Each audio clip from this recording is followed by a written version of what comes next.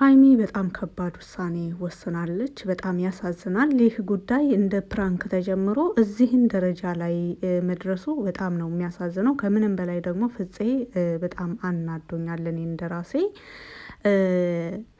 ይህ ነገር አሁንም ቢሆን ብዙዎቻችን ፕራንክ ነው ብለን ነው የምናስበው። ነገር ግን ጉዳዩ በሀይሚና በቡራ መካከል ትልቅ ክፍተትና በጣም ለማስተካከል አስቸጋሪ ደረጃ እየደረሰ ነው ያለው። እንግዲህ ሀይሚ የወሰነችው ውሳኔ ዛሬ በጣም ብዙዎቻቸውን አስደንግጧቸዋል።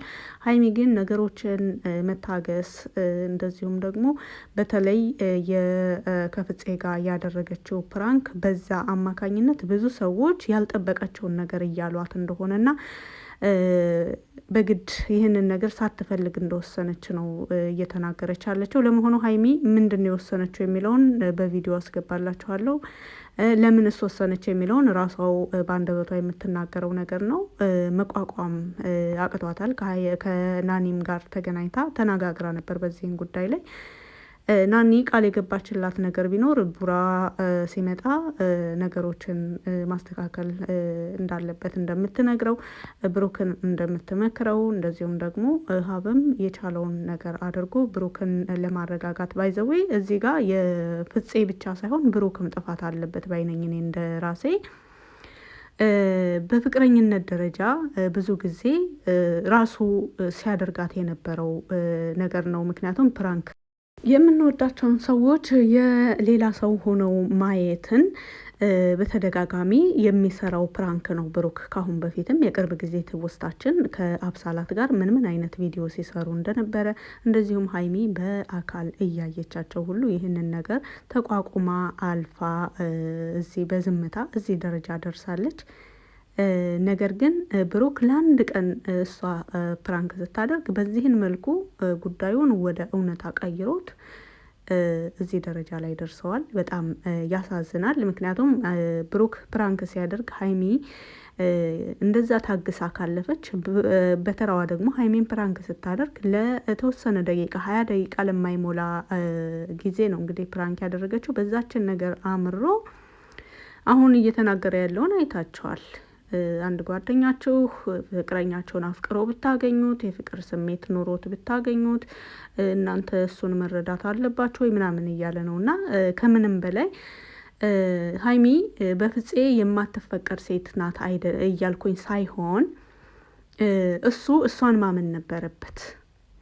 ፍፄ ጓደኛው ነው። ነገር ግን ደግሞ ከጓደኛ ይልቅ ሀይሚን ሊያምናት ይገባ ነበር። በብዙ አይነት ሁኔታዎች ብሩክና ሀይሚ በብዙ አይነት ሁኔታዎች አልፈዋል። ፍፄ ሲጠበስ እንደማይሸታት ለራሱ ብሩክ ማረጋገጥ ነበረበት፣ እርግጠኛ መሆን ነበረበት። ኢቭን እሷ እንኳን እወደዋለሁ ብትለው፣ አሁንም ድረስ ፍፄን እወደዋለሁ ብትለው ኖሮ መረዳት አለበት ባይ ነኝ። እንግዲህ ሀይሚ አሁን የወሰነችው ውሳኔ በጣም ከባድ ነው። የሚረዳኝ አጣው፣ የሚሰማኝ አጣው ብላለች።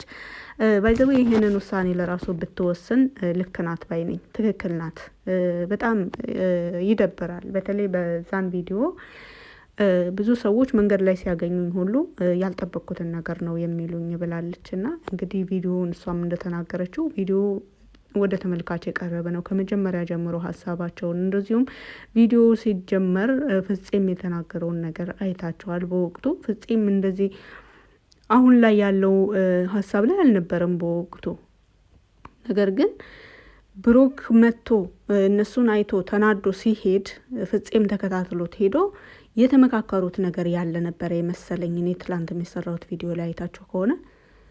እዚህ ላይ ግን እያየነው እንዳለ ነው ብሩክ አሁን ከሀይሚ ይልቅ ፍፄን ለመረዳት እየሞከረ ነው። እስከ ወደዳት ድረስ እኔ ምን አደርጋለሁ፣ እንዴት እንደዚህ ይሆናል፣ በጣም ያሳዝናል፣ ልብ ይሰብራል ምናምን እያለ ነው ያለው። ልብ መስበር አለመስበሩ ሳይሆን ሀይሚን ይበልጥ ከፍፄ ይልቅ ሀይሚን ማዳመጥ ነበረበት። እንደዚሁም ስልክ ስትደውል እያነሳላት አይደለም። ፈጽሞ ጭራሽ መነጋገር ሁሉ እንደማይፈልግ፣ እሷን ማግኘት እንደማይፈልግ ነው በአሁኑ ላይ እየተናገረው ነበር እስካሁን ድረስ ማለት ነው። ሀይሚ ግን በአሁኑ የወሰነችው ውሳኔ ሁላቸውንም ጥፋተኛ የሚያደርግ ነው። በተለይ ቡራ በራሱ ተጸጽቷል፣ አዝኗል። እንደዚሁም ሀብ ብሩክን በጣም ተቆጥቶታል። ሀብ ሲጀመር አንተ ነህ ተጠያቂ ብሎታል ብሩክን። ብሩክ ደግሞ ጉዳዩን ለሀብ ለማስረዳት እየሞከረ ነበረ። ቢሆንም አንተ እሷን ልታምናት ይገባ ነበር። ቢያንስ እንድትነግርህ ጊዜ ልትሰጣት፣ እንድታስረዳህ እድል ልትሰጣት ይገባል ብሎታል። ናኒም በራሷ ከአቅሟ በላይ የሆነ ነገር እንደሆነና ይህንን ነገር ቶሎ የማያስተካክሉ ከሆነ ወደማይፈልጉት ወዳልጠበቁት ጉዳይ እየሄዱ እንደሆነ በራሷ አንደበት ተናግራለች። እንደዚሁም ከእሷና በራሷ በናኒና በሀብ መካከል ከአሁን በፊት የደረሱባቸውን ገጠመኞች በዛን በቀላል ነገር ነገሮችን ለማስተካከል ከባድ እስከሚሆንብን ድረስ እዛን ደረጃ ደርሰናል በማለት የተለያዩ ምክንያቶችን በማንሳት ናኒም ሀይሚን ለማረጋጋት እንደዚሁም ሀሳቧን ውሳኔዋን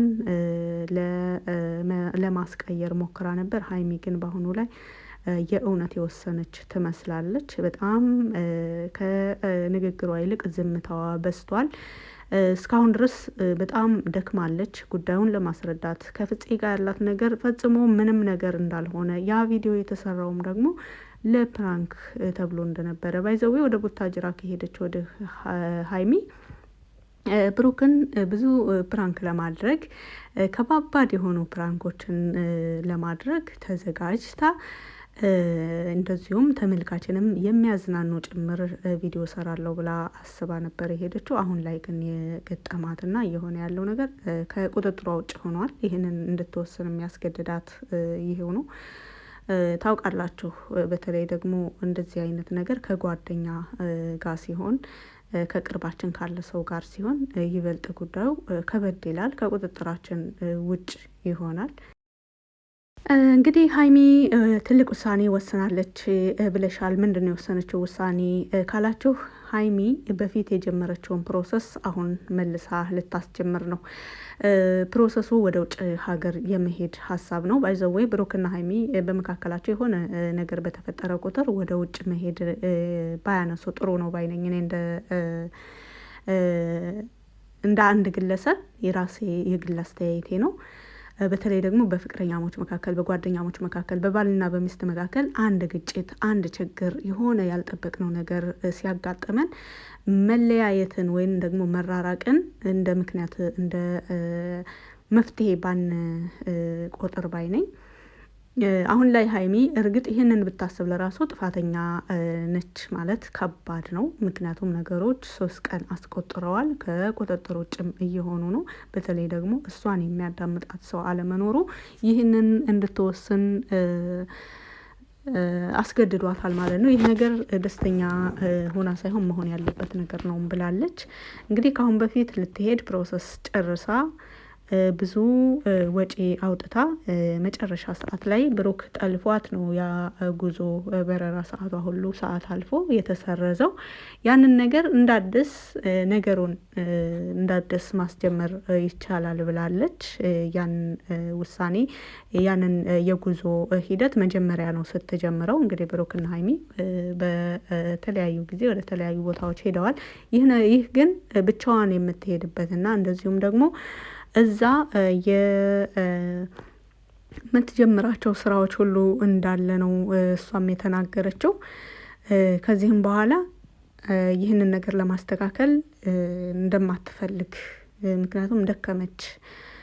እንደዚሁ ብሩክ ከመጣ በኋላ ሀይሚ ወደ ናኒ ደውላላት ወደ ቤት ከመጣች በኋላ ብሩክ ለራሱ የተናገረው ነገር ያንኑ ከፍፄ ጋር የተናገረውን መልሶ ነበረ የተናገረው።